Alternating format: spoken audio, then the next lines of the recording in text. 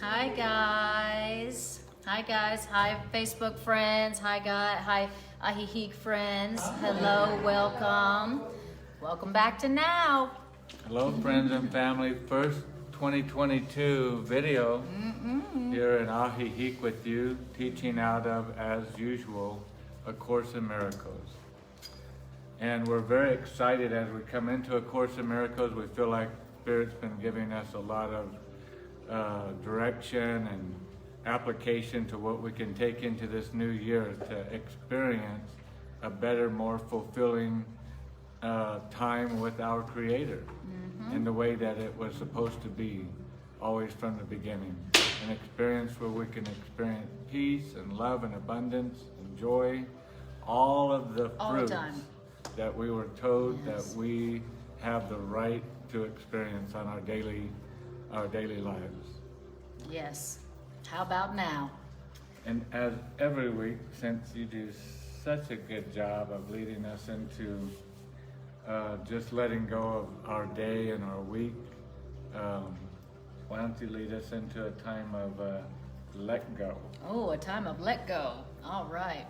All right. So yes, we often start our sessions with some what we call an opening meditation, where we're going to let go of the world and become present into the heaven of now. So if you haven't already, go ahead and close your eyes and take a breath.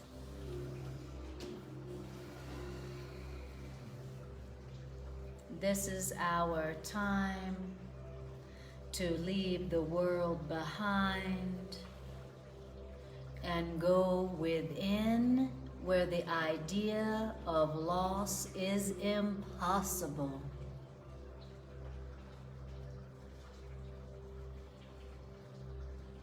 And so we're going to practice the perfect now.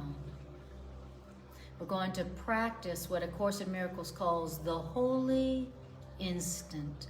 And it's a practice that brings us into the presence and helps us to become aware of the presence that is within us and that surrounds us and that provides for us.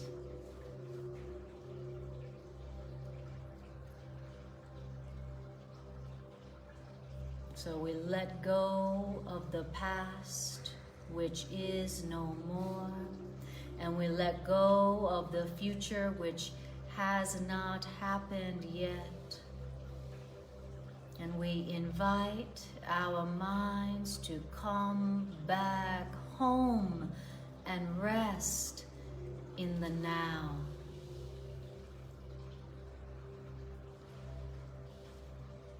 Only now.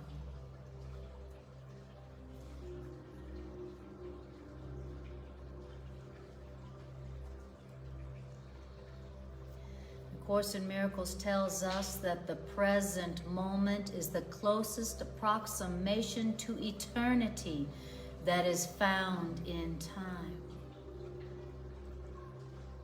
So as we tune our awarenesses to the present moment, we are tuning our minds into that golden thread that runs through eternity. Now.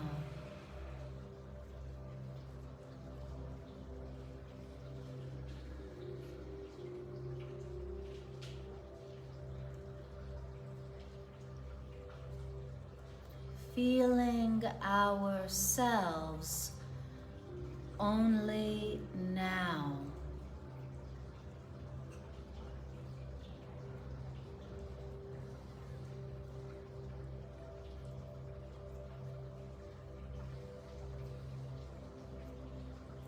Who am I now? Only now.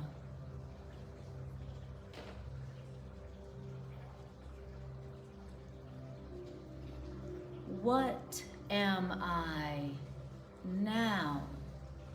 Only now.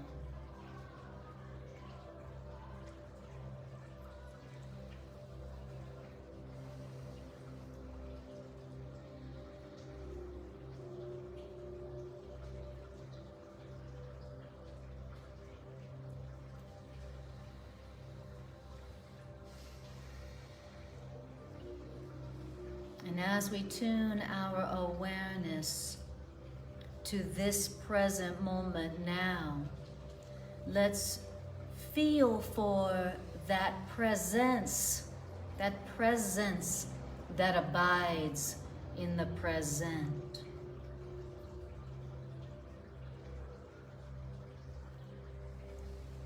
Feel for that presence. Open your heart and your mind to this presence. Feeling the fact that you are indwelt by this eternal presence.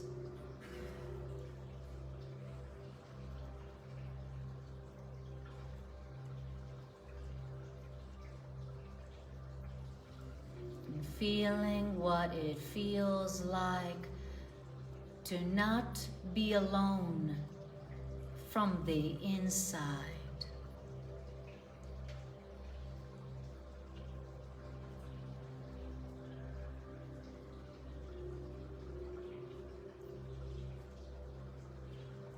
Breathe it in. Rest.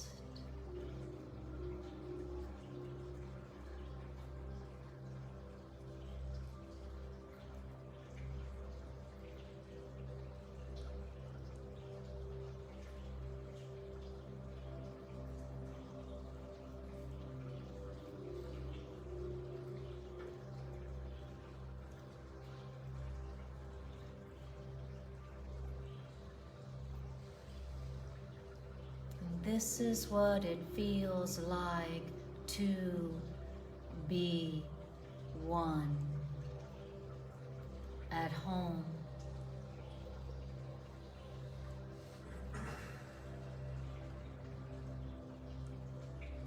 Not a body, free.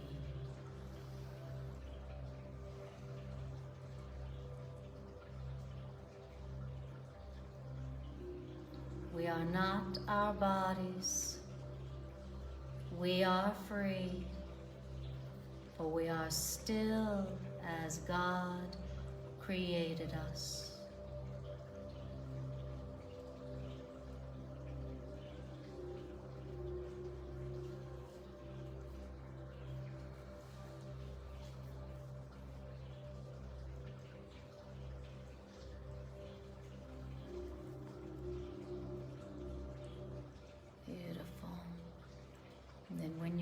Just take a breath and bring your awareness back into this space, back to your body. Beautiful. Yawn and stretch. And when you're ready, open your eyes.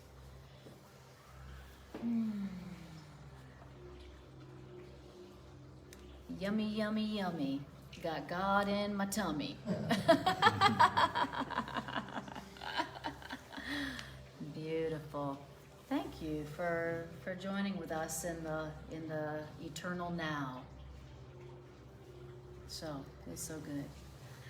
Well, today we once again did random number generator a little early, and the section that Spirit led us to is in section 21. And you'll find the title the same in the blue book as the same in the annotated. So that's nice. Section 21, or chapter 21 in section 4. And the title is The Fear to Look Within. The fear to look within. Dun, dun, dun. You ever noticed how challenging it is sometimes to look within?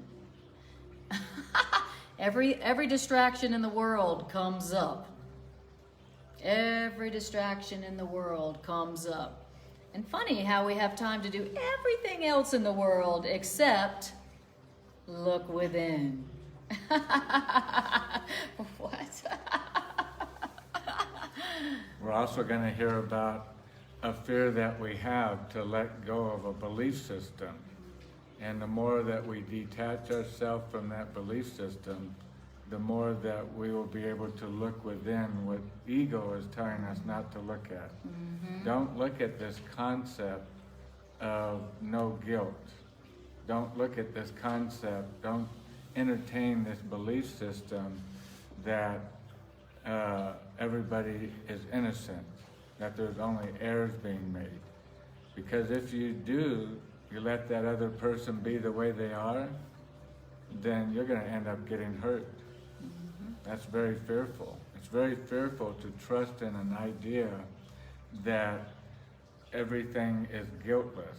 Because if I don't control it and make through my guilt, then I might lose my relationship, or I might get hurt, Lose or control. a million other things might happen. And so we have this real deal fear and basically trusting God. And we're going to hear about that tonight as we hear about fearing to look within. All right. Okay, here we go. So it says, Spirit, your higher self, will never teach you that you are sinful. Your higher self, Spirit, the Spirit within you, the voice for divinity within you will never, ever teach you that you are sinful. Okay? Now, errors, your higher self, Spirit, will correct, but the way Spirit corrects your errors makes no one fearful.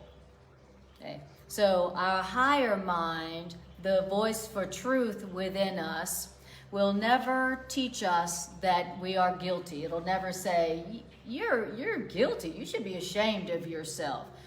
What's true, your higher self will never teach you that you should be ashamed of yourself, that you are guilty. It will never teach you that you are sinful.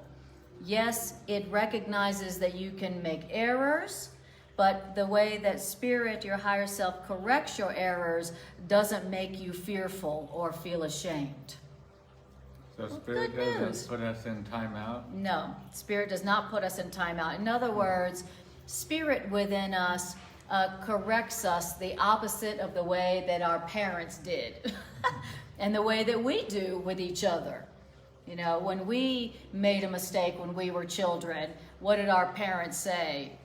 What an idiot. Oh, that's sinful. Oh, you're going to hell. Oh, you know, you're guilty.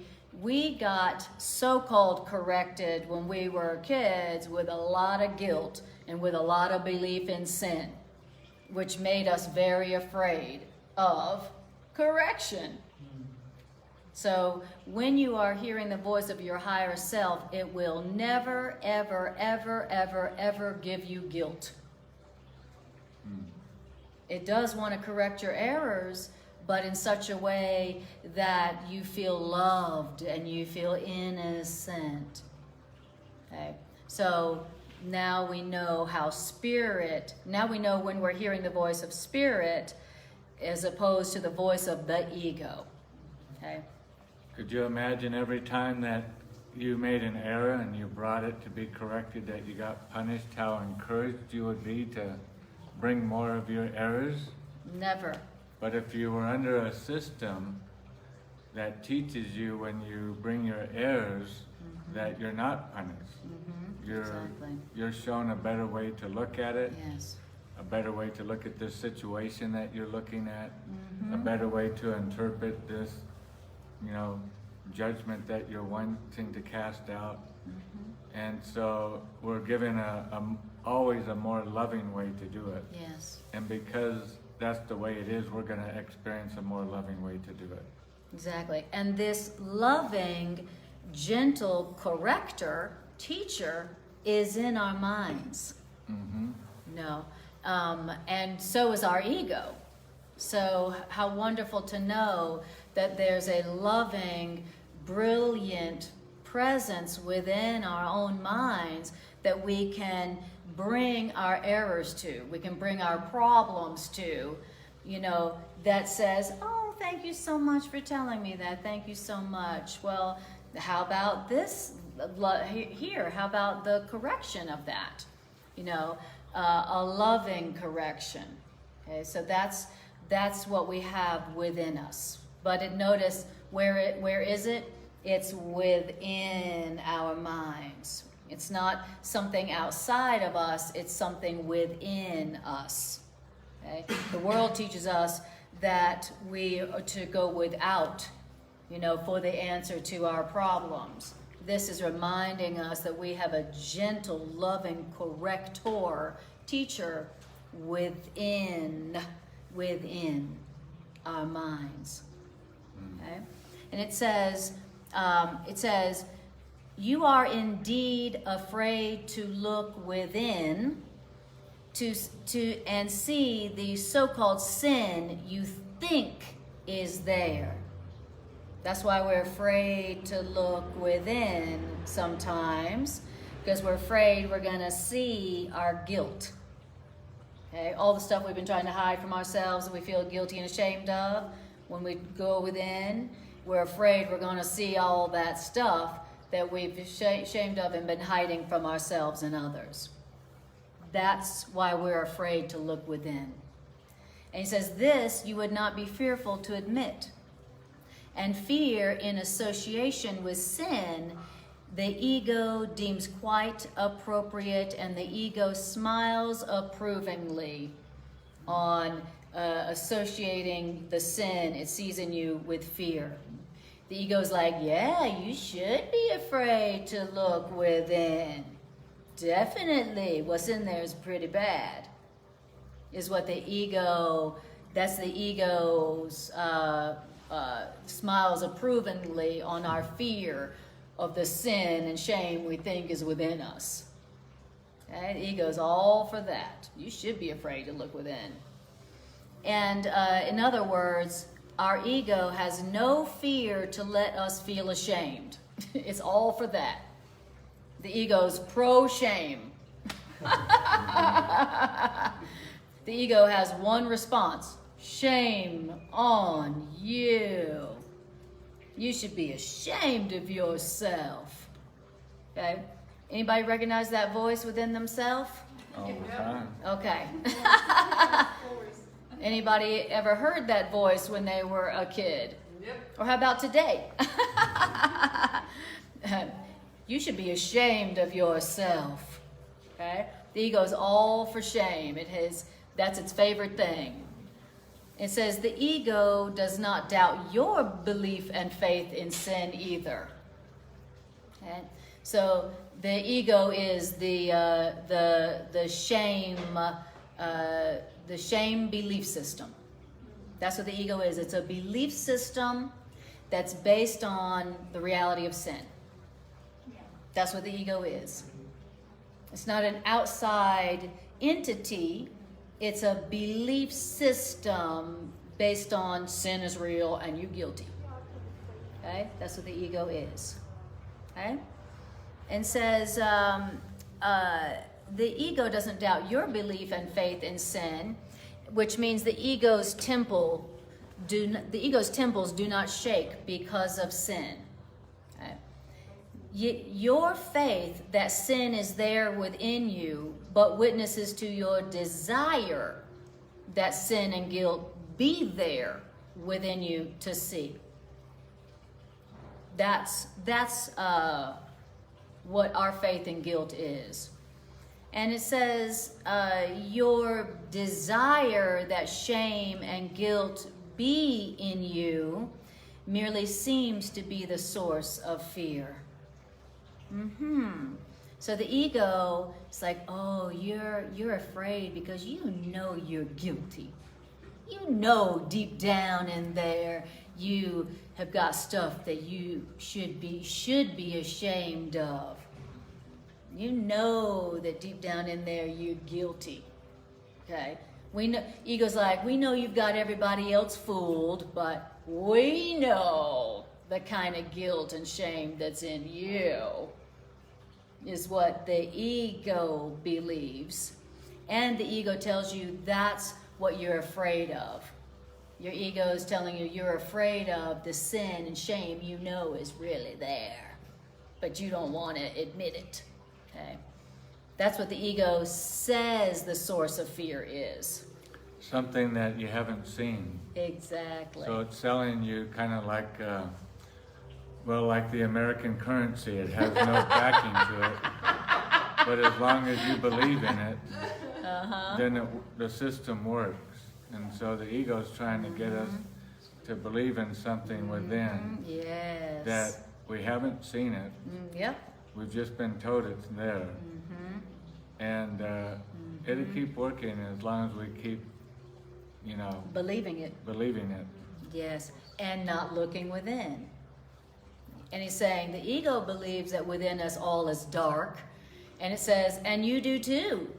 Because we have sided with the ego. We identify with the ego. So we also believe that within us is something dark and ugly.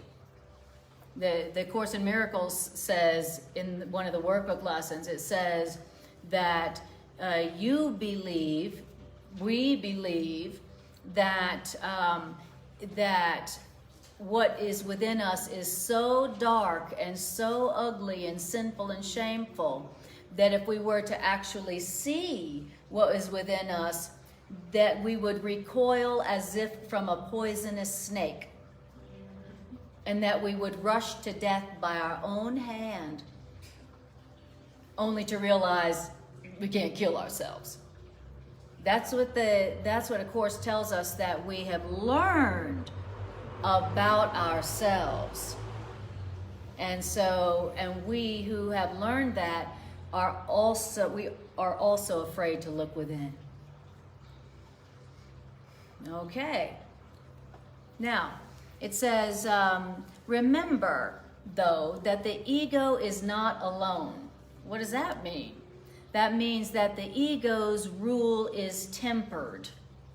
Okay. In other words, we're the ones controlling or strengthening the ego. The ego's not alone. We made the ego.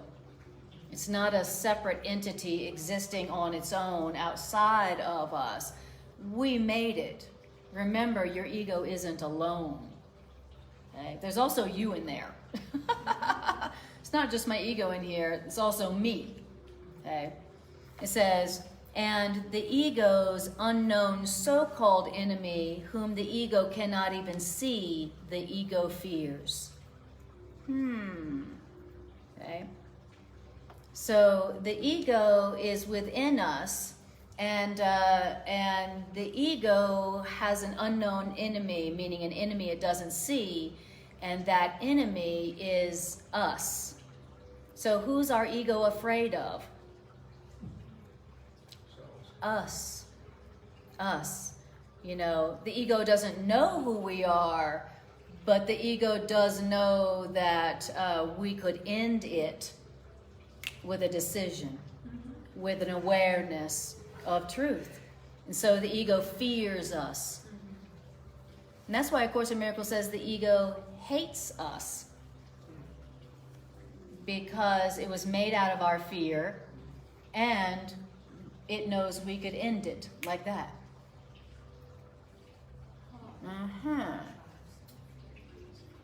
The ego sounds so much like our government. It does in so many ways. It so does. Absolutely. It convinces us that we need it through fear. Exactly. And the moment we give up that belief that we don't need to fear anymore, then what military service does it have for us? You know? Exactly. And that's a perfect metaphor, because the government is become this, you know, all the governments has become this massive bully. And the truth is that we're supposedly the ones who are the ones making it. You know, it's supposed to be government by the people. We made it, but it's acting like it made us, and that we need to fear it. But the truth is that you can tell as you look around the world right now that the global ego is afraid of us. How do we know? Because of all those protests that are going on now all over the world, and they're having this massive military crackdown on peaceful protesters. Now, why would they be cracking down on peaceful protesters unless they were afraid of us. By a decision. Exactly. We who could, we are the ones who vote them in or vote them out by our decision. In our need of them. Exactly. So in other words, don't forget that the ego, which seems so big and bad and evil and scary, I mean, it looks really powerful and really, really, really, really scary. When you see what the collective ego is up to, it looks like an evil monster. But this is reminding us, you don't need to be afraid of it, not within yourself or not when you see it out there, because its rule is tempered by us. We're the ones who say yay or nay. We're the ones who either agree or disagree as to sin and guilt. The moment we, stop supporting that currency of the ego, that currency will collapse. Yes. And it will have no power. It will have no more buying power. Exactly. And the maker of that currency, the ego, is so terrified that collectively we're going to give up on the belief in it, on the belief in guilt. Exactly. And I think that's the reason why there's such a massive global control plan. Like you can see the global ego is like going for total control, crackdown, why? Because it's afraid of us. It knows there's more of us. It knows we're waking up, and that it's to the point where it can't control us through sin and fear like it used to for millennia. And so it's really scared. And what does the ego do when it gets scared? It doesn't want to justify anymore. It wants total control. It goes for total control. It goes for total control. At first it acts like it's trying to protect you.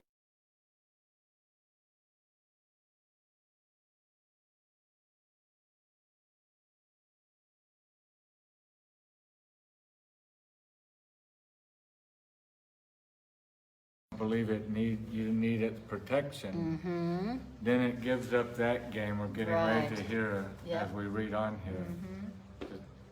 Rather than me spoil the spoiler, let's see what the course author says. Okay, beautiful. So we're learning about the ego. Before it's going to tell us why we're afraid to look within, and right now it's telling us why we don't need to be afraid to look within. It says, loudly, the ego tells you not to look inward. Because the ego says, if you look inside yourself, says the ego, your eyes are going to light on sin. Or guilt. Or guilt or shame, and God will strike you blind. That's what our inner ego says and our collective ego says. If you look within, you're going to see such ugliness, such shame, that God himself will be like, oh my God, and strike you blind. Like this, boink, boink. Wow, and how does the ego say that? Loudly. Okay. And what would be some application of that? Well, I know for myself, anytime I try to quiet my mind, close my eyes, look within to make contact with spirit and the voice for God, which I've heard is within us. When I try to close my eyes on the world and look for God and spirit and truth within me, my identity within me, the first thing that always comes up is my ego going, you forgot to do the laundry. Or the first thing that might come up is something I have felt really ashamed of. Something I have been feeling guilty about that I have been distracting myself from feeling. And so the first thing that comes up is like, oh God, oh, I don't want to look at that. Oh, I don't want to look at that. Oh, I don't want to look at that. So that's one example. How about you? I feel like looking within is just being aware of what is in. Are we even awake enough to be aware of the thoughts that we're having? And if we're having a guilty thought, maybe I'm having a thought of the way that my partner's dressed. And all of a sudden the fear comes up, and so I need to make my partner feel guilty about the way that they're dressed so that I can get rid of that fear. Doing something not within but without me, outside of me, to change it. And within me is to be aware, first of all, that I'm having that fearful thought. And once I'm aware of that, what am I going to do with it? Am I going to buy its currency? Am I going to take sides with it? Am I going to agree with it? Or am I going to do something that the Course is telling us, fearful to look within? I see that, and then not identify with it and let my partner dress the way that they want, and trust in faith that everything's going to be okay. Now that's supporting a different belief system. That's supporting a belief system that I have to trust not in my partner, but now in my Creator. Which is for my safety. It's a great example of going within. Whenever you're going for your thoughts, instead of changing the behavior, you're going within, because where are thoughts? Right. We have to be going within. We have to just be aware of what is within. Thoughts. Am I having thoughts of guilt, whether they're for me or for somebody else? Am I even aware that I'm doing that? Am I aware that I'm in my ego? That I'm buying its currency? That I'm purchasing it? Yes. Or am I totally oblivious to that and not want to deal with it? Beautiful. And going without. It says, so the ego's telling you that if you look within, all you're going to see is ugly, ugly sin, and that even God will be offended. It says, and guess what? You also believe that, and so you don't look within. So you don't look. You keep getting distracted with the externals. Yet that you look within and see all the ugly sin within you, that's not the ego's really fear. That's not the ego's hidden fear. That's not what the ego is really afraid of. That's what it tells you that it's afraid of and that you should be afraid of, but that's not really what its hidden fear is, nor your hidden fear who are serving the ego. Okay, so ego's telling you one thing, I'm afraid for you to look within, and so are you to see that ugly sin, but that's its cover story. It says, loudly indeed the ego claims it is true that if you look within, you'll be struck with horror. And too loudly and too often the ego claims that this is what you are afraid of. Because underneath the ego's constant shout and frantic proclamation, the ego is not certain it is so. What's the ego not certain about? The ego's not, even though the ego's like, don't look within, all you see is ugly, ugly darkness, sin. The ego's not really sure that's exactly what's in you. Okay, it says, beneath your fear to look within because of ugly sin is yet another fear, and a fear which makes the ego tremble. Ego's not really afraid for you to look within and see sin. That's what the ego wants. So why is it saying you better not look within? You're going to see sin within you. Why is it saying that if the ego loves sin? Well, it's saying that because it doesn't want you to see what's underneath that belief, because what's underneath that makes the ego tremble. And what is that? That is within, that is underneath the ego's belief in sin and your belief in sin that makes the ego really scared? It's this. What if you looked within and saw no sin? Now no need for the government, no need for the ego. Oh, now that's what makes the ego tremble. That big, bad, scary, militarized ego is now it's trembling. Underneath it's all this black, military black jackets. It's trembling. I like to look at it as, what if the ego was telling you, these people over here in this country hate you and they want to kill you, and if we don't do something about them, they're going to harm you. And then you looked what was underneath that, which was, if you don't believe that, then they're not needed anymore. Exactly. They're only needed if you need protection. If we're afraid, we only need the military if we're afraid, okay? And so the military is the perfect metaphor for the ego. So I will protect you, and you need protection from them over there who hate you and want to kill you. What did they do? Well, good question. Let me tell you what they did. They did that? And so the ego, what the ego doesn't want us to ask is, what if they love us? What if they're the same as us? And the thing the ego's most afraid is if we say, what if I looked within and saw no sin?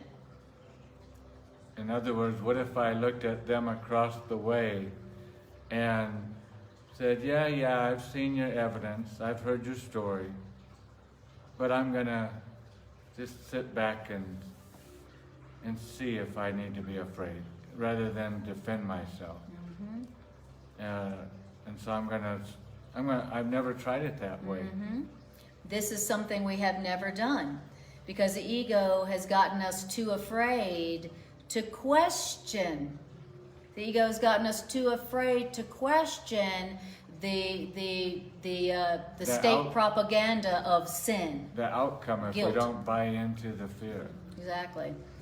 We've never been taught to question Fear and sin. We need to stand on fear to be protected. Exactly. And what if I looked within and saw no guilt? That is the most fearful question, and it's a question your ego will never ask. Ego will never ask that question. What if I looked within and saw nothing to be ashamed of? Won't even consider it. Don't even think it. Thought control. Uh-oh, here comes the thought control police. Oh my God. You want me to consider that you wouldn't need me anymore? Exactly. And it says, and you, us, and you who ask this question, what if I looked within and saw nothing to feel ashamed of? What if I looked within and saw no guilt? What if I looked within and saw no sin? You who are asking it are threatening your ego's whole defensive system too seriously for the ego to even bother to pretend it's your friend. It's so perfect. It's so easy to see this on a personal level and also on a macro level. We who are questioning, should we be afraid of other countries? Should we be afraid of other countries where we need to go to war? Should we really be afraid of all these things we're told to be afraid of? Should we really be afraid of a virus? Should we be afraid of this? Should we be afraid of each other? Should we be afraid of this? Should we be afraid of the other countries, so we need to go to war? It says, whoever is asking this question is threatening the ego's whole defensive system so seriously that now the ego is going to pull off its kid gloves. You can just see it like going, this. You Oh, question me? you're going to, You question me. oh, no, you didn't. I'm even going to pretend like I'm giving you these things to be afraid of because I care about you. Exactly. I'm going to change my whole objective now. And that's what I love about the Course is the author of the Course has completed the Course. So the author of the Course knows systematically what happens in the whole sequence of things. First, you need to be aware inside that you're having these fears. And then you need to be aware where these fears are coming from. And then once you start to side with love and not fear, now you're threatening the whole ego system, and now the ego's not even going to pretend like it's your friend anymore. First it was pretending. And now the Course wants you to know, get ready for the next, write it down, don't forget it. Because the next step of this process of experiencing miracles in your life is coming up. Exactly. It used to be that the ego pretended to be your friend. So, you know, it used to be that the voice for fear in our mind was, I'm helping you. You need me. You need fear. You need guilt. Because if you don't have any fear, then you would do stupid stuff, says the voice for fear. You need me. I protect you. I'm fear. You know how I'm it guilt. comes along and goes, look how your partner's acting. If they would just, you know, tell them to do this and that'll make our relationship, our relationship meaning you and them, which is all I care about, better if you just get them to change. If you don't, I'm afraid we're not going to be able to sleep at night very good. Exactly.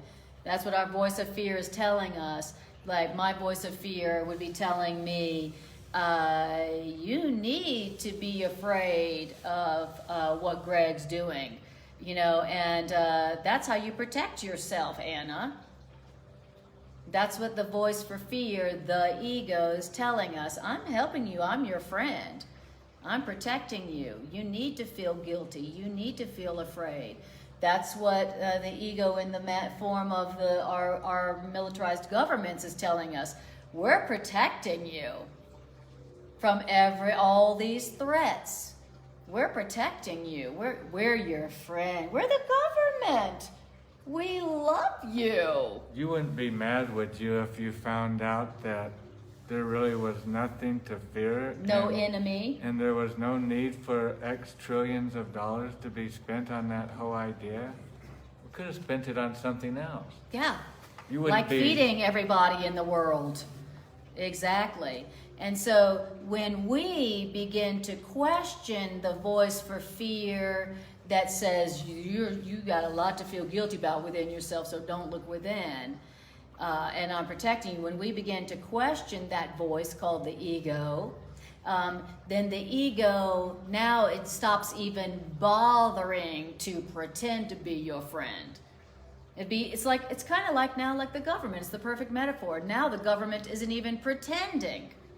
We go to peaceful protest, one of our constitutional rights, and then the military attacks us. Huh? Wait a minute. It's not even bothering to pretend to protect us and be our friend anymore. And the global ego is just a projection or manifestation of our inner ego. You know, that ego is the same in a projection of our inner ego, the one that's within our own mind. Okay? Same ego, right? And so, just like Greg was saying, that is something you need to know. When you begin to question the belief in sin and guilt, the ego is not going to take too kindly to that. The ego is not going to say, thank you so much for letting me control your mind with fear for all these lifetimes. I really appreciate it. I'll be on my way now. Here's a fruit basket.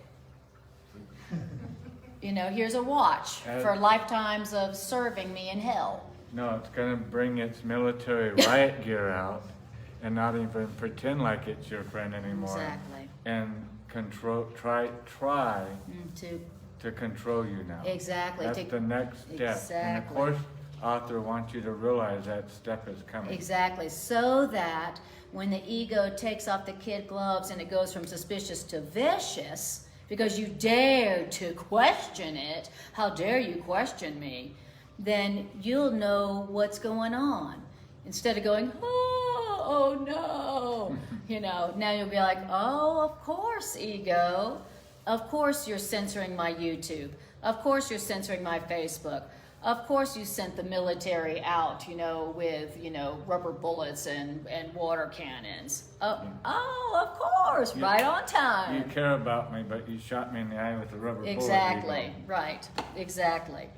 And so you need to know about that so that when it happens, then you're not caught off guard. You're like, right on time, ego. You don't respond with fear. You respond with, wow, I really must have done something right for the ego to feel that threatened.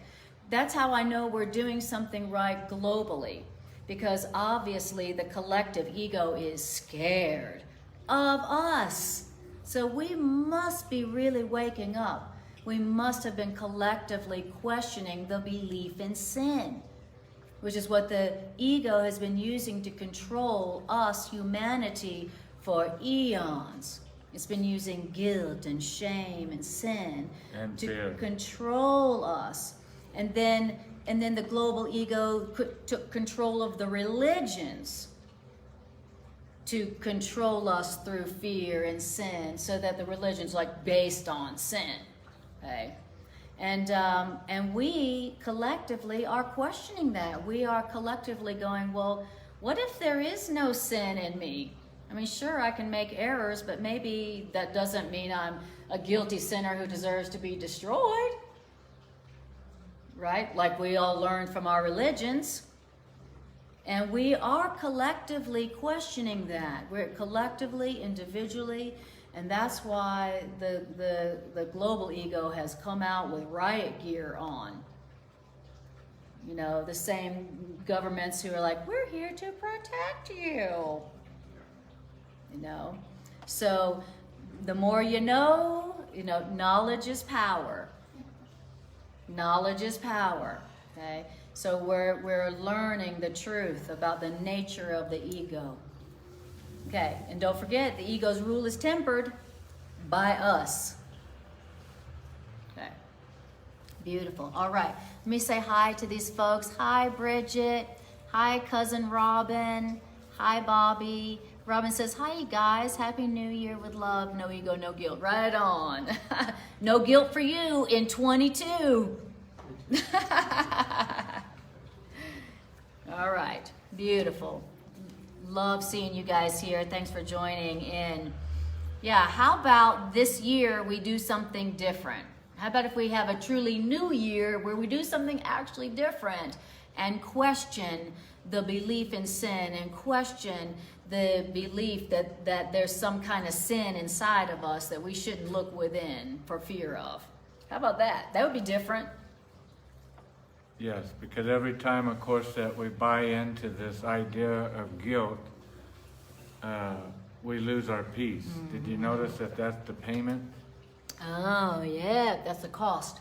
And if we want to pay the price of this idea of guilt, and when we decide we recognize that within us, that I'm entertaining this, wanting to purchase this guilt, which is going to cost me giving up my peace every time. Mm-hmm. And I have to decide, do I want to keep doing it? That's the way I've been doing it forever. Mm-hmm. Do I want to keep doing it that way? Or do I want to try a different way? And it feels like it's really going to be frightful. That's why we're afraid to do this process. It's going to be really frightful to let this person off on this idea of guilt that I have. Because after all, now that I'm not giving them guilt, they can go do whatever they want. Wow. And now for sure, what I'm convinced of, our relationship is going to be separated and broken and hurt. And then I apply this principle, and that's what we try to encourage people in each one of our classes, is apply these principles. And so the next opportunity, and there'll be one really soon that comes along, that I'm going to be given the opportunity of giving guilt.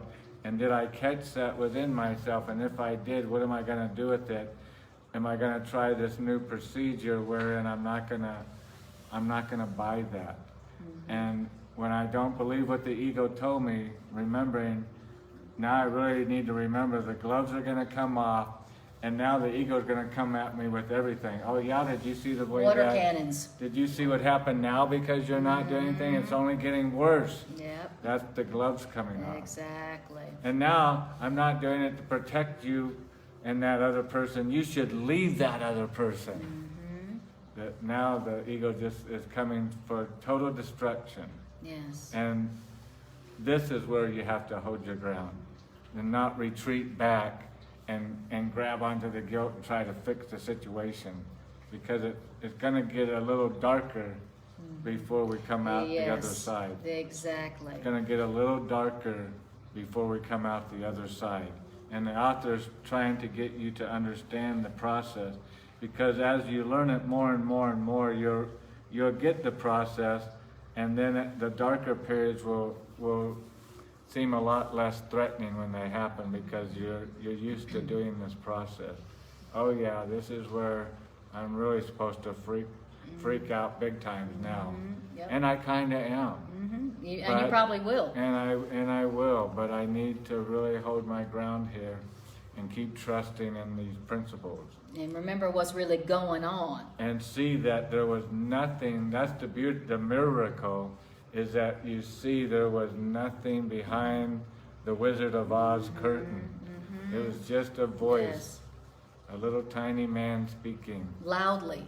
Loudly. Like it was saying, ego always speaks loudly, right? Ego's loud. Ego always speaks first, and ego is loud. And ego always speaks for sin and guilt and shame, okay? And your higher self always it speaks for guiltlessness. That's how you can always tell the difference between the two voices in your own mind. Okay? And so we're trying to learn the difference between those two voices within our own minds, so that we can all the better side with spirit, the voice for truth within us. But if you don't know the difference between the two voices, then how are you gonna choose which voice you want to listen to? Okay? So that's how you know when you're listening to ego. There's always going to be guilt and shame and fear in there. Okay? Now, to say there is no sin does not mean that we can't make mistakes. Okay? So to say there is no sin within me is it doesn't mean that I have made all the mistakes. I may be mistaken. May be making mistakes within myself, but a mistake is not a sin. And if you look within and you see that you've been mistaken, well, that doesn't call for guilt. A mistake doesn't call for shame. A mistake just calls for correction. And so it's not saying that when you look within, you'll not see, oh, I was mistaken there. I gave fear instead of love. You know, but a mistake doesn't hold the threat connotations of sin. Okay, so to say I'm not sinful, it's not the same as saying I don't make mistakes. Okay, but mistakes don't fill us with dread like we're going to be punished by an angry God. Okay. Now, it's telling us what the ego is going to do when we start questioning the ego's belief system in sin and guilt, okay?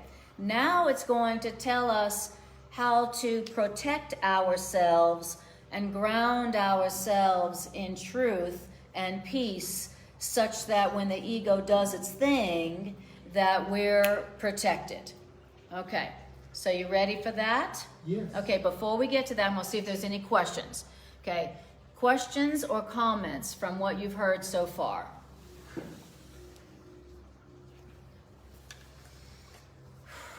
How does it feel to hear this so far?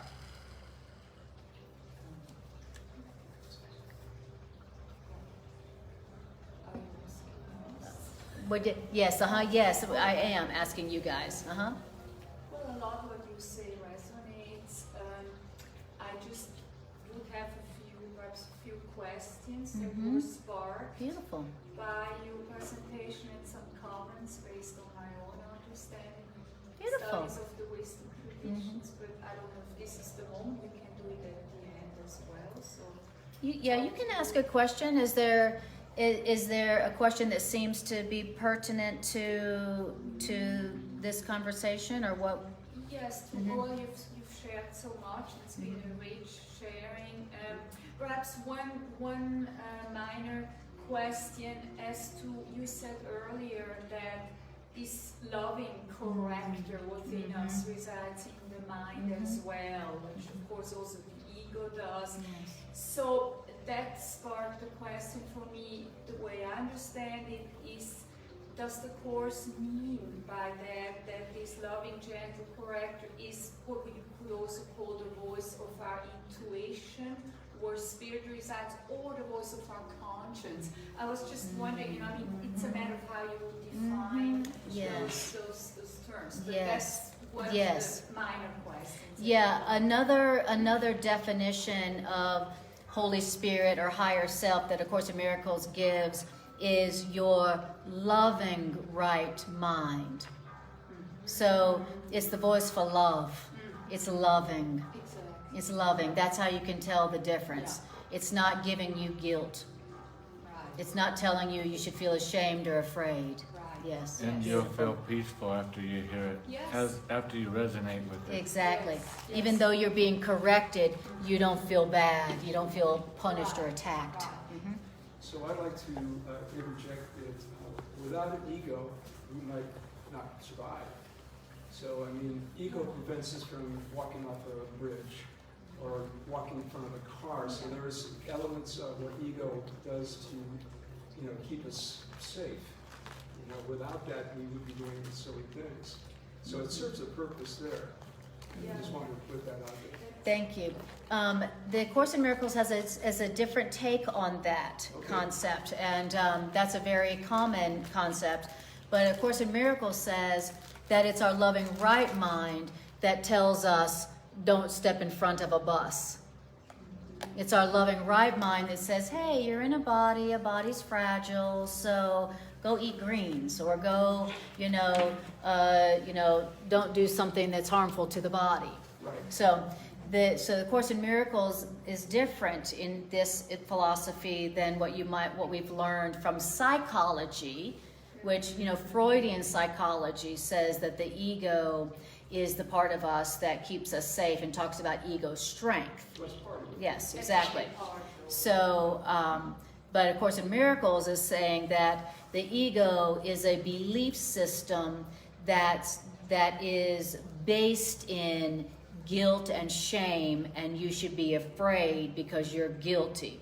And because you're guilty, you should always be afraid of punishment. And that's what it is.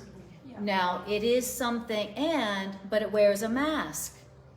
And the mask it wears is, I'm your friend. I'm here to protect you. I'm here to protect your body.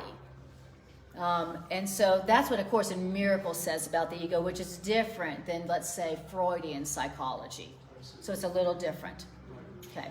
Well, it's interesting, if I may just add something along the side that, in Buddhism, a famous Zen master said we should have exactly as much self-preservation, or one part of ego that when we cross the street, we watch out for traffic so we're not going to be hit by a car. Yes. And so again, but of course, then Buddhism distinguishes between that, what we call self-preservation, and the dualistic self, which is the ego constantly separating us and keeping us in fear and allowing control to happen, as you so eloquently elaborated upon. And so it's just a slightly different take on it, and it's a matter of the definitions that the Course in Miracle obviously uses the term our loving right Yeah, mind, which yes. is not necessarily in the wisdom tradition. So it's just a matter of Just how so many we different define- words. Exactly, but Even- it's the same Exactly. in essence. It's That's exact. It's the beautiful to same. understand. It's the same Yeah. thing. And Yeah. even the Course in Miracles gives many, many definitions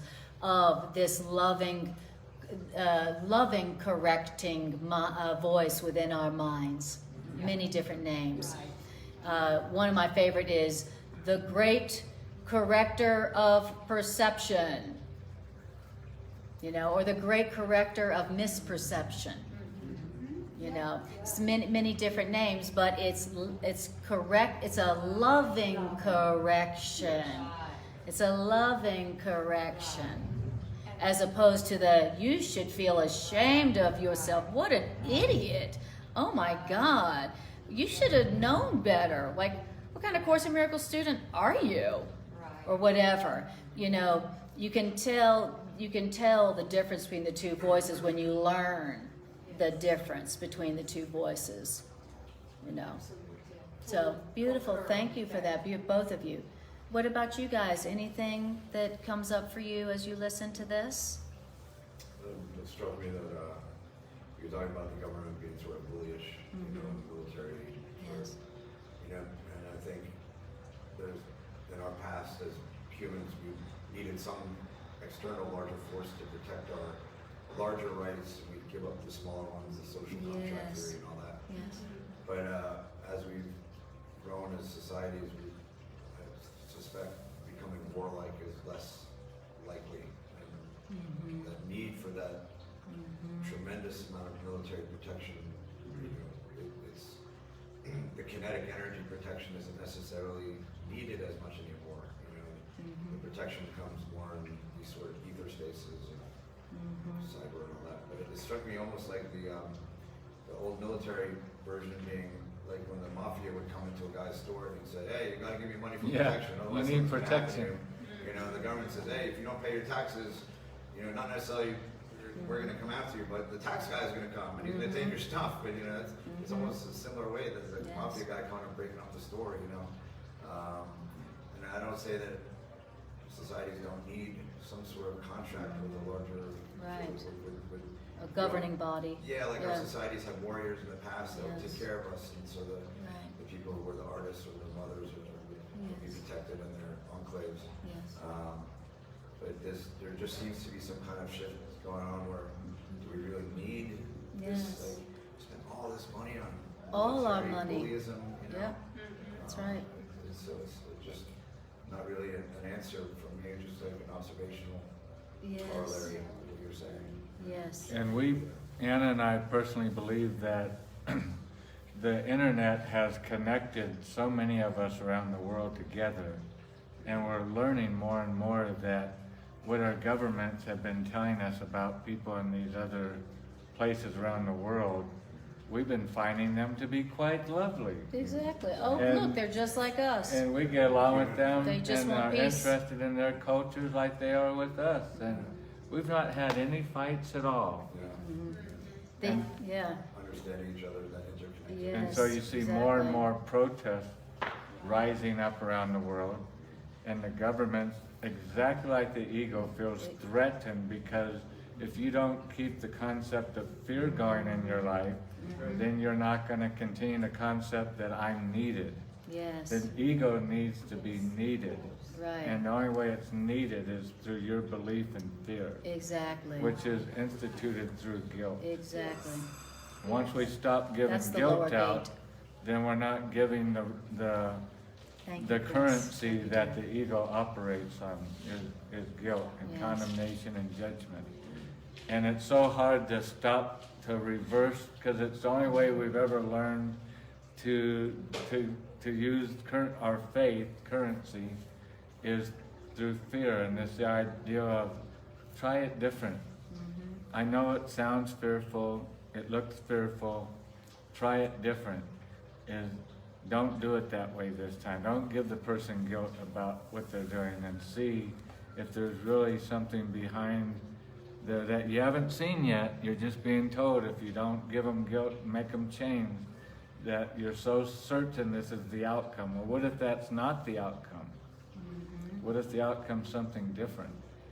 But we're so used to the way we've always done it to keep ourselves safe, which has never It's never made us Work. feel safe. It's never worked. Exactly. The ego is a defensive system. Yeah.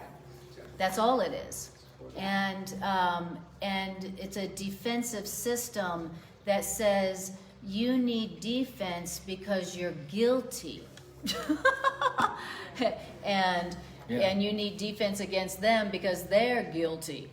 And that's what it is. We're all guilty. And According to the ego. I heard a statistic the other day that blew my mind, and it said that within the last, like, I want to say, I don't remember exactly what it was, but it was something like within the last 100 years, let's say, it said there's only been 7 years where we were not at war.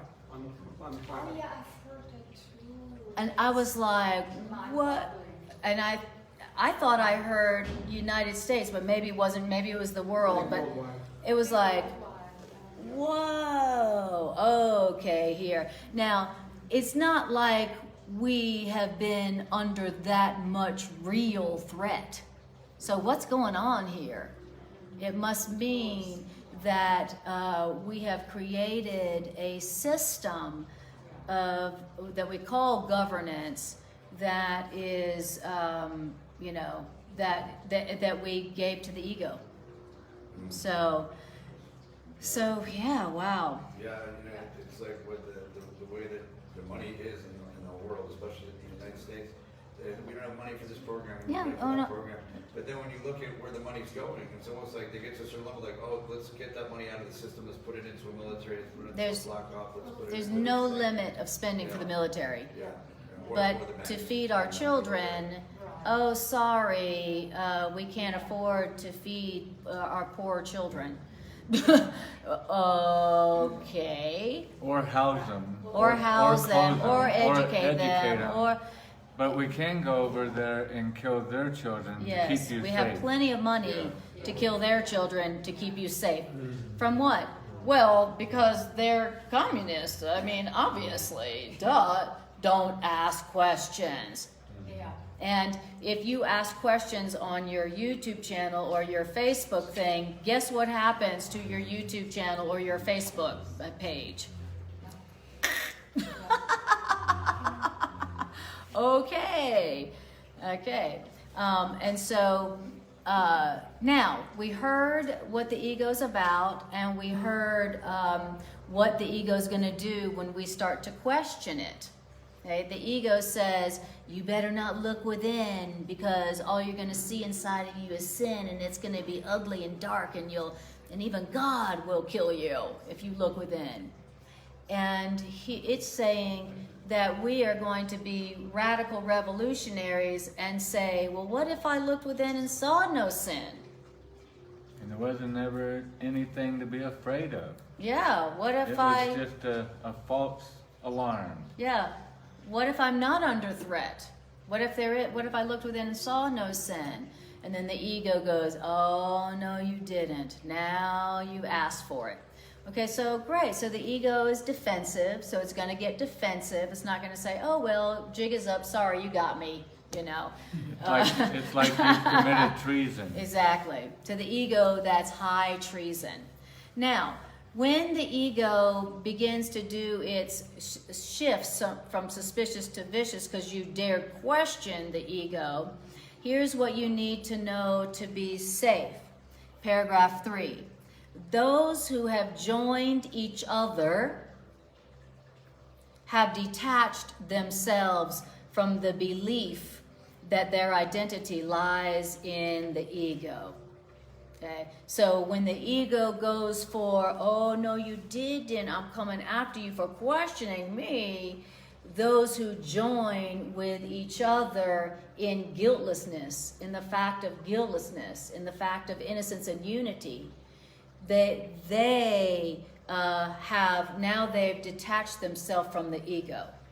Like, for instance, the metaphor we've been using, what if all the people around the planet joined and said, we're one actually. We like each other.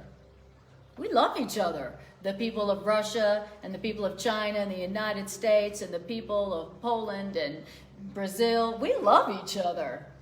We love each other. We've joined in the idea that we're all the same. We all just want to be happy. We're all the same. We've all agree that each other is not a threat. We all make mistakes that can be rectified. Be corrected, lovingly. And so we've decided, we've agreed, we've joined each other. We don't need to defend ourselves from each other. We would be people who have detached ourselves from the ego, the global ego. What could the global ego do once we, the people of the world, say, hey, we've joined. We've joined in the recognition that we love each other. We only want peace for each other.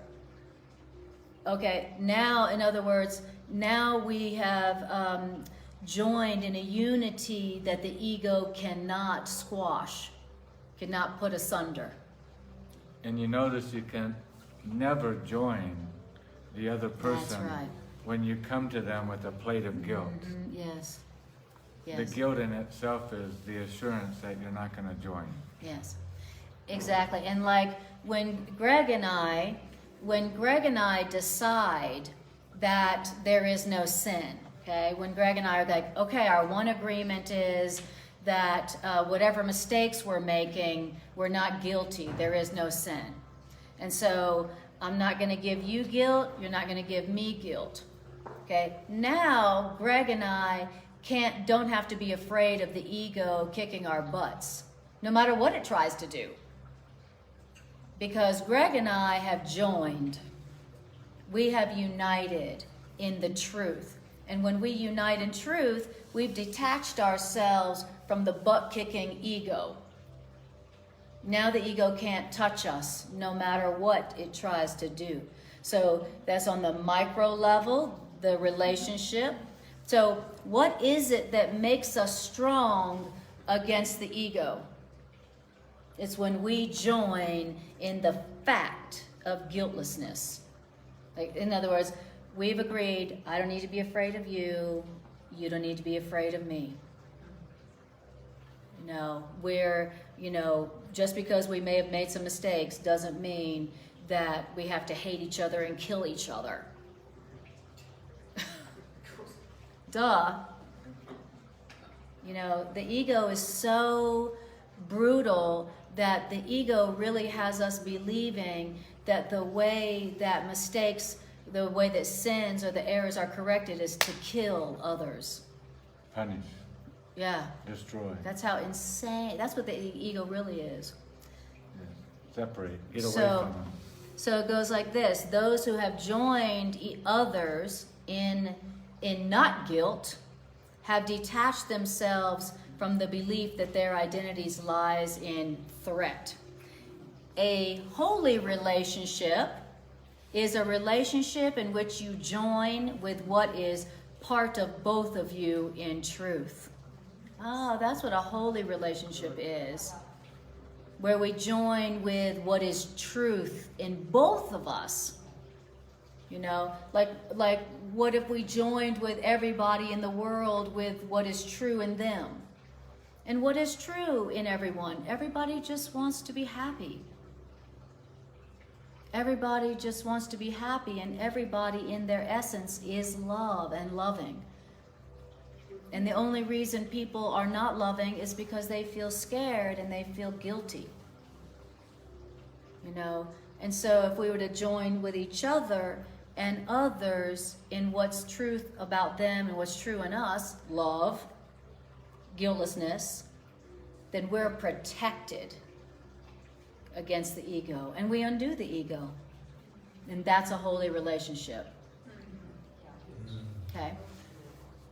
And so if the ego is if an ego relationship is all about you're guilty, no, you're guilty, no, you're guilty, no, you're guilty, no, you're more guilty, no, you're more guilty.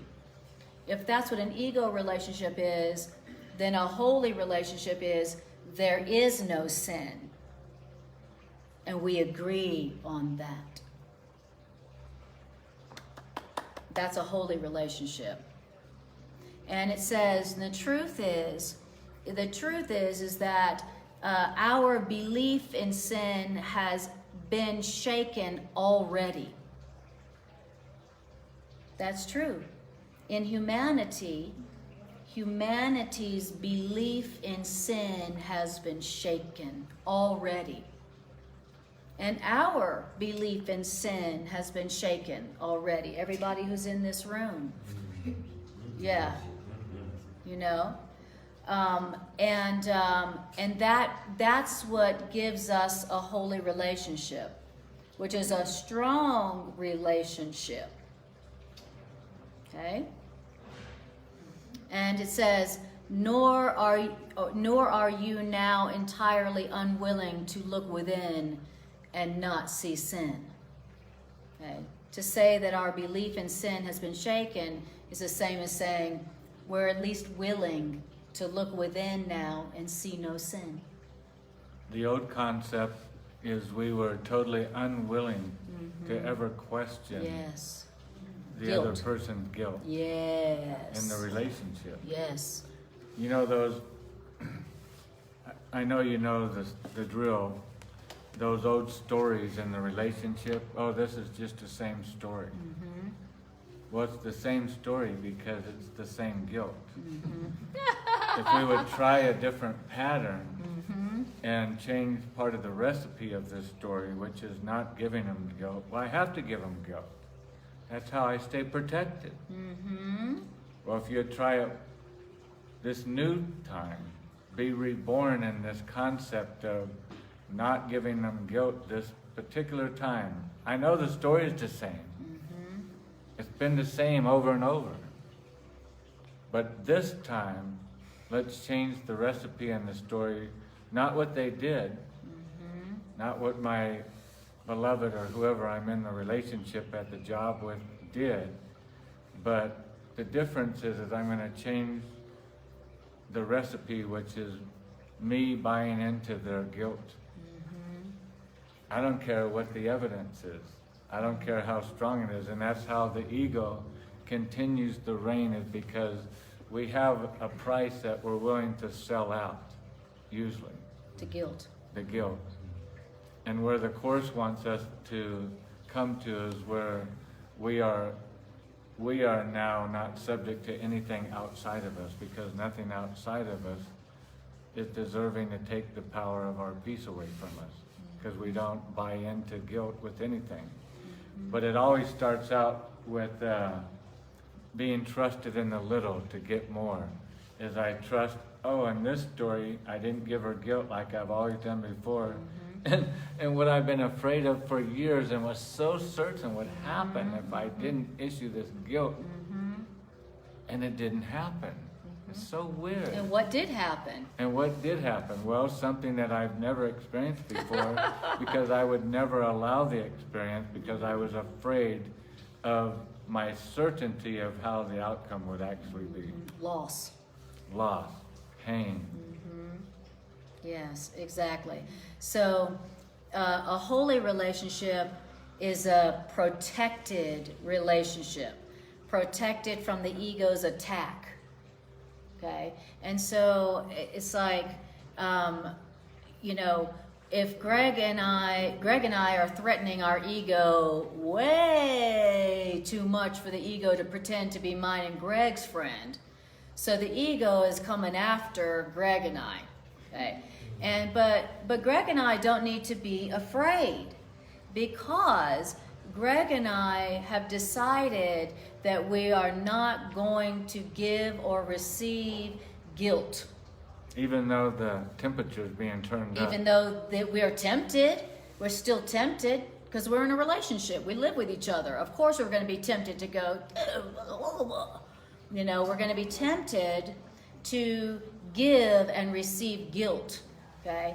But if we decide we're not going to side with guilt, We're not going to use guilt, as tempted as we are to give guilt to control right now because of our fear. We're not going to do it. We're not going to do it. Not going to do it. We're going to resist that temptation. We're going to agree there is no sin, no sin. Then we will be protected. So, and there's lots of times the egos come for Greg and I, and right as the ego comes for us, we go whoop. You know, right as the ego comes at our door, we just happen to have left. You know, right before the fire starts, we just happen to have left right before it. It happens all the time. Okay, so a holy relationship is a one that's strong because we're united in the fact of no sin, no guilt. We've looked within and we're willing to see no sin. Now, it doesn't mean that we're perfect at it. There's still going to be times when we're tempted by guilt. We're going to be tempted to receive guilt. We're going to be tempted to give it to each other. But we have decided on the goal. And so he says our belief in sin has already been shaken because we have been willing to look within and see no sin. Okay? And then it says, it says your liberation from the belief in sin and the ego is still only partial, which means still limited, which means incomplete. Yet, it's born within us. Hasn't matured yet, but Exactly. at least you've given birth. And that's a holy relationship. At least the agreement of there is no sin has been born within our relationship. And that's what a holy relationship is. And then spirit, who we invited in that decision, is now going to guide and protect our relationship from here. Okay. And I know what I tend to do is I'll give it over to my higher loving self. We're in conflict with each other and I'm being reminded how perfectly, beautifully innocent she is, even though I'm upset and angry. I'm remembering the truth in me, and it's in that crunch time, you know, which direction am I going to go? Mm-hmm. Who are you going to side with? Who am I going to side with? Mm-hmm. That's all it is Yep. is having the power to decide to go this direction or go over to this direction. Mm-hmm. And we're being told here it's just partial, because I tend to have this deal where I want immediate results. I'll be like 10 minutes later, I do this often, I'll tell my higher loving self, creator, God, whatever you want to put that name on, I gave it to you 10 minutes ago. Look, she's still acting the same way. Nothing's changed. Mm-hmm. And it's still only partial, still limited and incomplete, yet born within you. And just because it's been born, I'm looking at this new created Baby. and asking why it hasn't got a job and making money yet. Yes. And heaven's just rejoicing that birth has been given. Yeah, look, your Birth, trusting in God. your ultimate freedom has been born within you. It's there. The seeds of your liberation from fear and limitation is born in you. It's there. It happened. You know, and just because it's an infant, you know, it doesn't mean that, you know, you've accepted it perfectly. It's you know, it's still an infant. You know, but it's there. You know, our freedom, our liberation, our power, our protection, it has been born within us. You know, but it's still partial, it's still incomplete. Because Greg says, our dedication to guiltlessness is still impartial. It's still partial. Our dedication to not giving or receiving guilt Because you know is still partial. you know what we're talking about is those thoughts, even though you've given it to Spirit, those thoughts are still coming as fast and furious. You can Yes. still see, you know, what's going on in the story. I love this next line, not wholly mad. Before we were wholly and completely mad. Insane. When we were buying into this idea of guilt with our partner. And now that this new idea of they're innocent, even though it doesn't feel that There is way, no sin. but I'm giving birth to that. I'm not wholly mad. That's the good news. I would like to remind you, the good news, you're not completely insane anymore. Yeah, Yay! you were insane. You I'm were not completely mad. insane. You were a crazy person Yes, before. exactly. Exactly. Now you're only 60% That's the good news. crazy. You're not completely insane anymore. Yay! That's a big improvement. And our liberation has been born within us, even if it's not complete and total yet. Okay? But you It's can't be good trusted news. to drive the car yet. Exactly, exactly. He says, you know, you're not completely insane anymore because you've been willing to look on much of your insanity, belief in sin, and recognize its insanity. That's why you're not completely insane anymore. You've been willing to look at it and go, guilt is insane. That's ridiculous. That's insane. What? Come on now. That's stupid. That's ridiculous. And we've been willing to do that. And A Course in Miracles helps us to do it. A Course in Miracles helps us to look on the belief in sin and go, that's crazy. Okay. And so, hallelujah, we're not completely insane. And it says, here's what's happening. Our faith is moving inward now, which means past our insanity and on to reason. And what our reason tells us now, our ego would never even hear. Yay. And it just told us how to move within, how to look within. Exactly. So the good news is that we have been willing to look on the ego's belief system. Guilt, sin, threat, defense. We've been willing to look on it. And we've been willing to look on it together, which means now we have a holy relationship, and now our faith is moving inward past the belief in sin, past the ego's belief system, to the truth. That's what's really going on. That's what's really going on right now. Hallelujah. And that's how we undo the ego, is story by story. We undo it with this story and we see, what we were told, a lie, that I need protection. And then we learn at the end of that story, they were trying to sell me something I had absolutely no need of. I did not need a bully to protect me in this. And then the next story came along. It seems like it's a little bigger, but the Course says there's no order of difficulties, meaning every story is the same. Every story should be given to our higher loving self. And then we trust that story with guiltlessness. And this little bigger story, now we see, what we thought was there wasn't there either. And then the more time you're into this principle and process, you start coming to understand our ego has just been lying to us all this time. Story after story after story after story, keeping us in bondage, which is in fear. And it's like we're just slicing our way out of this jungle of fear that we've been in. And I love that word where it said, your liberation. Yes. Your liberation is still only partial. We're being liberated. Yeah, we're being led out. Exactly. And notice how it's saying that the liberation from the ego, from the vengeful ego, the liberation comes from within our relationship. The liberation is born into our holy relationship.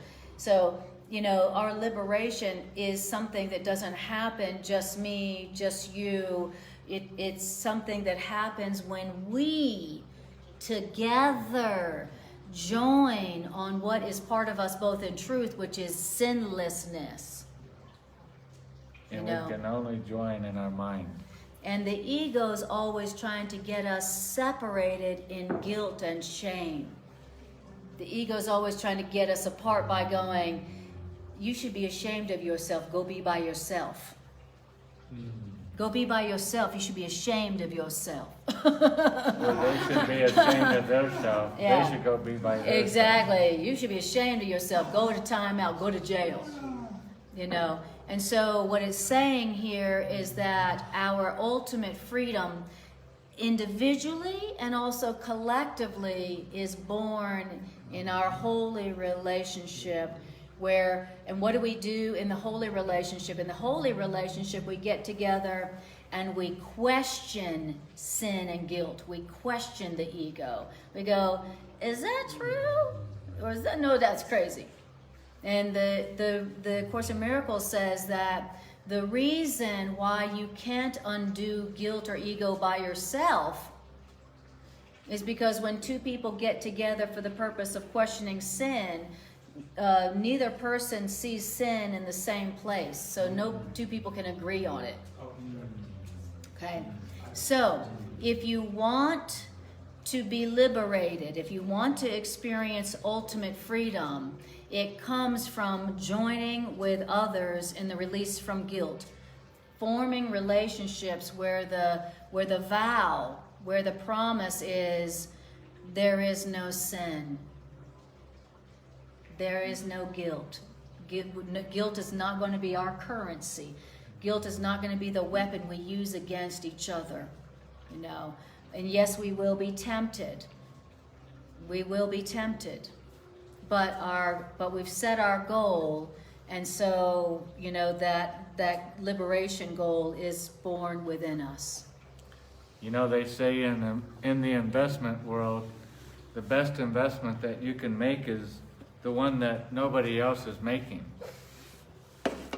You don't buy in a bubble something everybody else is buying, because that is something doomed to burst and to fail. And what everybody else is buying is guilt. This idea that things need to be changed and fixed and corrected and nothing's right.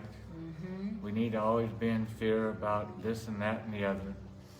And the idea that, what if nothing was wrong?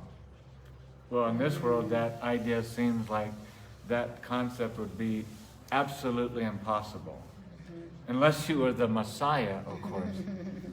Then if you were the Messiah, of course, everything would be right and wonderful, wouldn't it?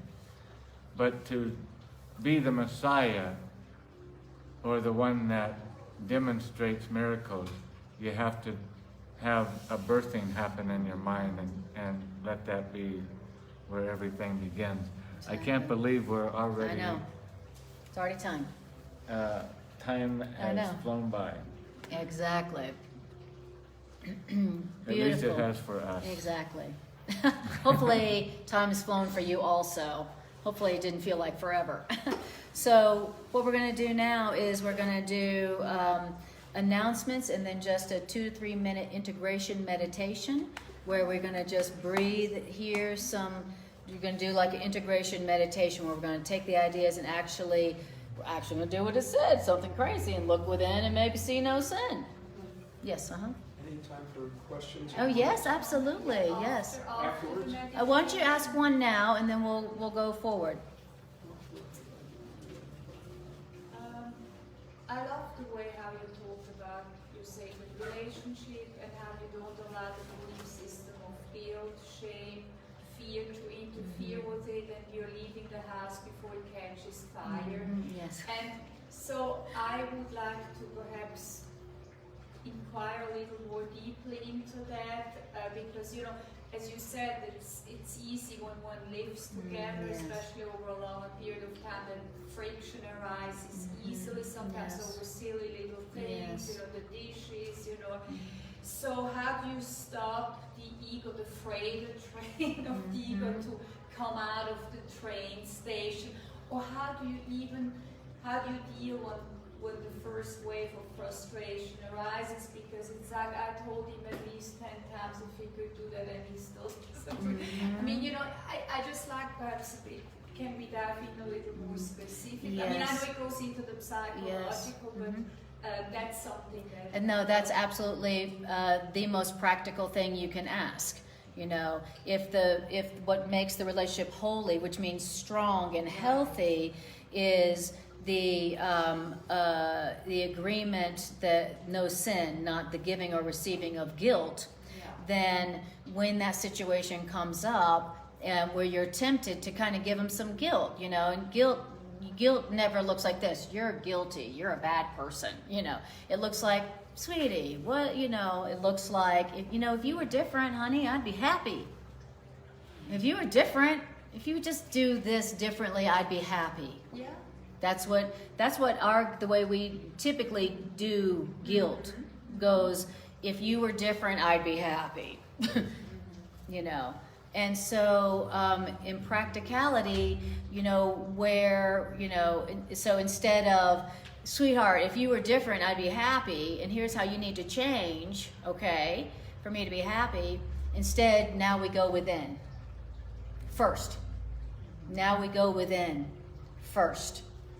You know, we go within, you know, I wonder what thoughts I'm having in my mind that could possibly have produced this.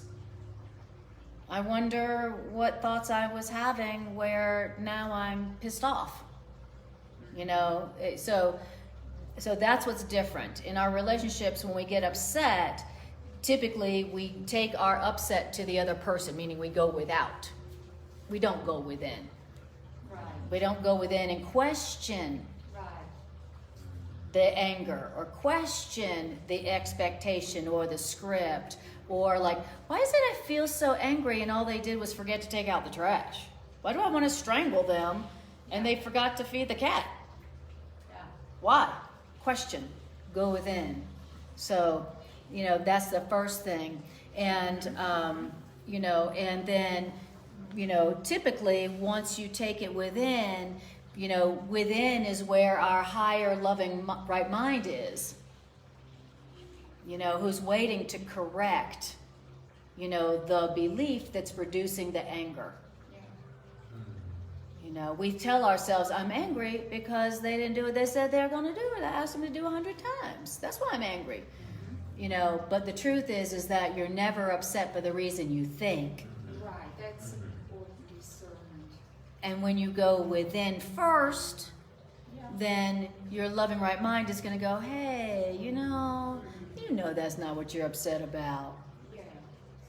You know, you're upset because you're feeling insecure today, or you're worried about da da da da da, or you feel, or you're tired, or you feel like you weren't heard. Right. Could be anything. You know, it could be anything.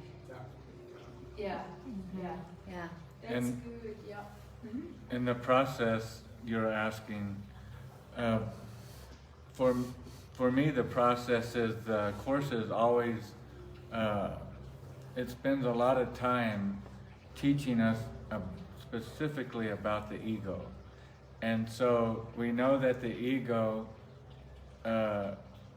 is a feeling of anger. I'm in my ego, I'm angry. Usually I feel anger and I react rather than think. I'm anger, react. Angry, react. Upset, react. Go out. Threatened, react. Lonely, react. And instead of react, it's like I have to rethink. Yes. And so- nice.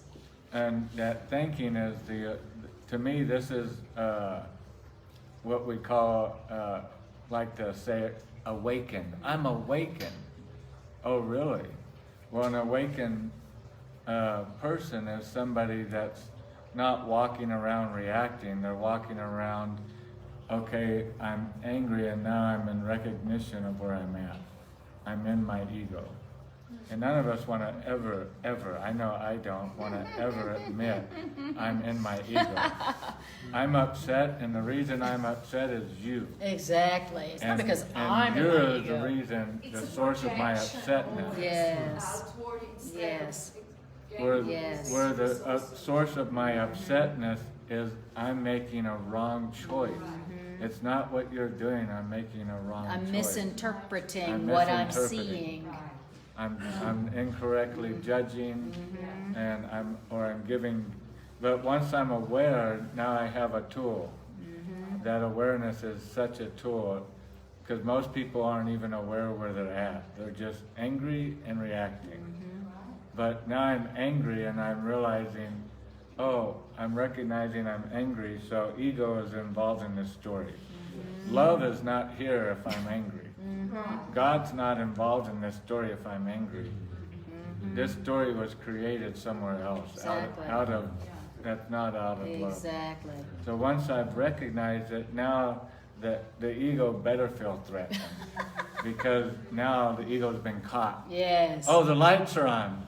Oh, He can see me. Up till now, he's never been able to see me. I've wasn't cleverly questioning. been able to do whatever I wanted to do because he's never seen me. But now with this curriculum he's learning, dang it, the lights are turned on and he sees me in the room. And now does he remember step 2? Yes. Step 2 is now he sees me in the room and knows what to do with me. He doesn't directly do anything. He says, Spirit, Be you in charge. be you in charge.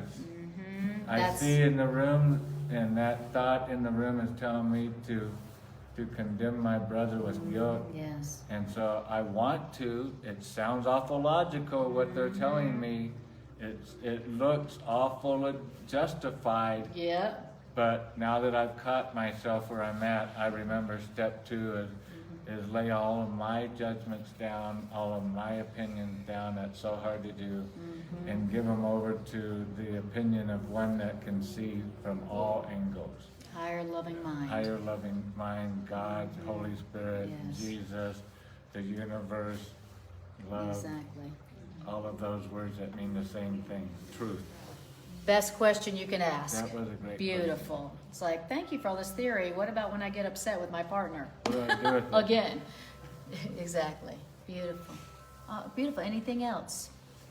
All right. So, okay. And I'm just going to do announcements very fast, and then we're going to do integration meditation. So, Greg and I do 3 Course in Miracles classes a week.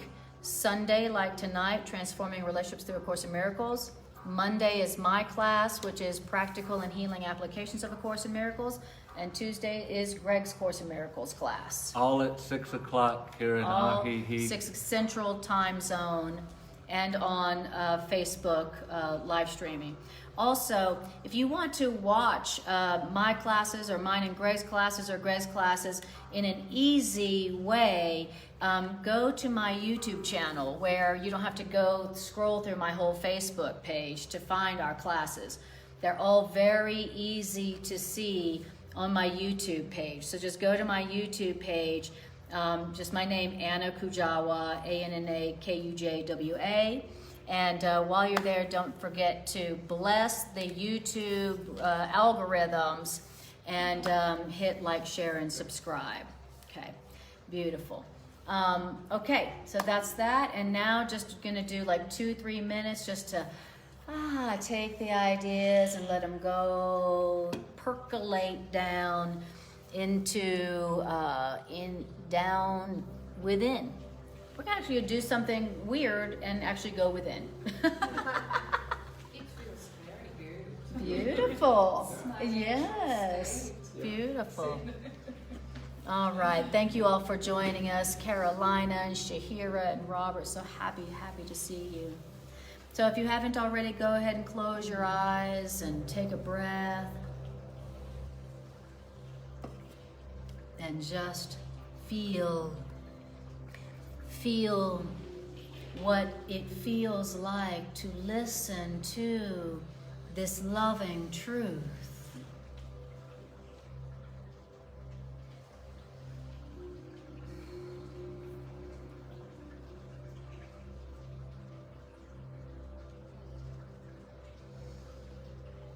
Beautiful.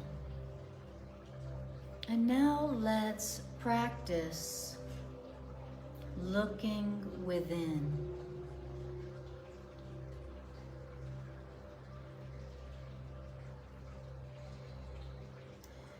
Where we close our eyes on the world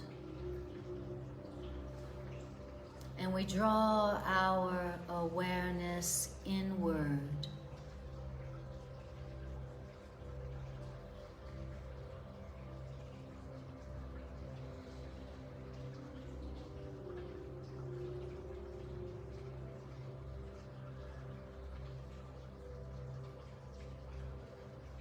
And as you draw your awareness inward,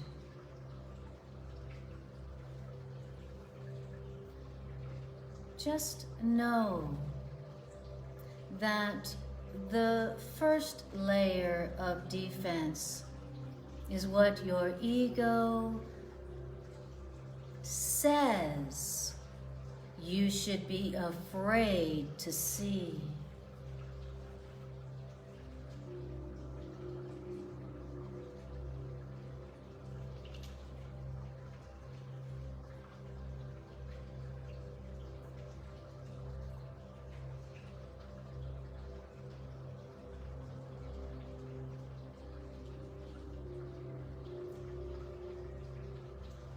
And see if you can sense your ego's fear. Your ego's fear for you to close your eyes and draw your awareness inward.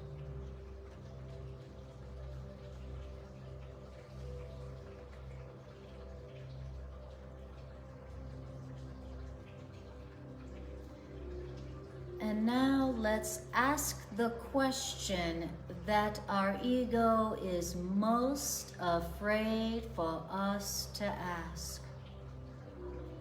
What if I looked within and saw no sin?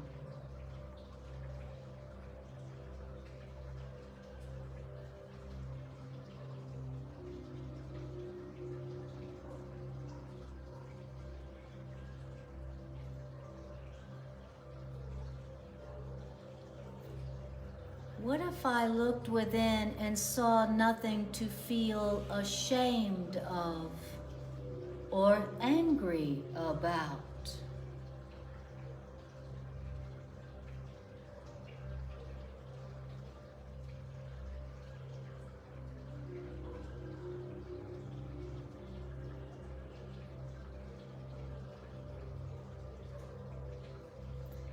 And just notice if there's anything the ego brings up for you to look at when you ask that question.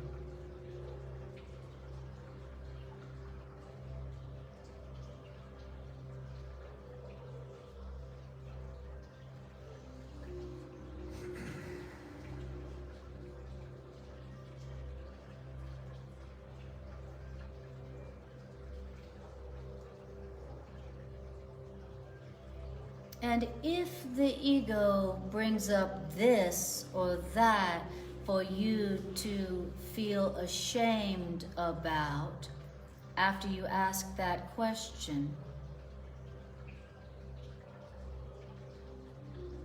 keep drawing your awareness deeper beneath the things the ego is showing you to feel guilty about.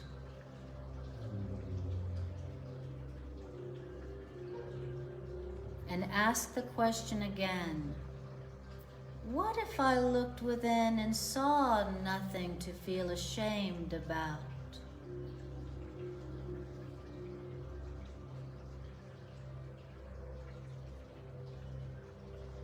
What if there is no sin?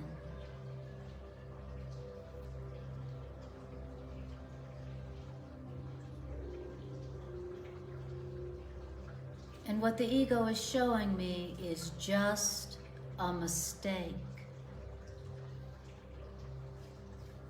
All that I have been feeling ashamed of and afraid of is just my call for help.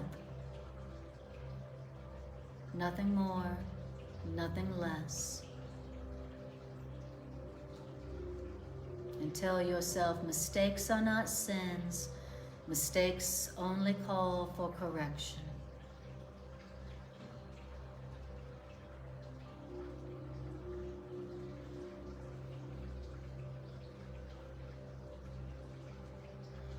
And then call to your higher loving mind and ask it to show you the truth about yourself.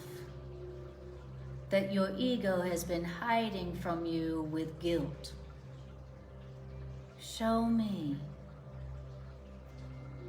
Show me, higher loving mind, the truth about me that my guilt and my ego has been trying to hide from me.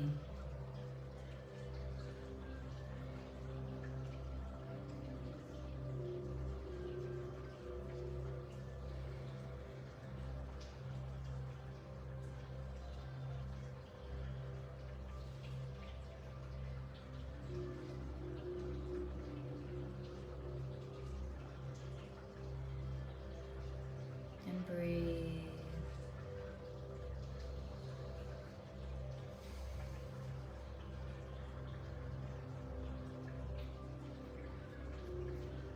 And you'll know you've seen the truth about yourself when all you are seeing is the brilliant radiance of your essential innocence.